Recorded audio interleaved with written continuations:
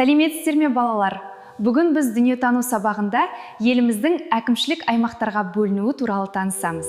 Қазақстан үлкен, кең әрі байтақ мемлекет. Әлем бойынша 9-шы орында. Сондықтан елімізді басқару үшін оны әкімшілік аймақтарға бөледі. Әр әкімшілік аймақтың өз атауы және өз орталығы бар. Қазақстан Республикасы 17 облысқа және 3 республикалық маңызы бар қалаға бөлінеді. Қазақстанның елордасы Астана қаласы. Бұл аймақтар бір-бірімен тығыз байланыста жұмыс істейді. 2018 жылы Шымкент қаласының халқы 1 миллионға жетті.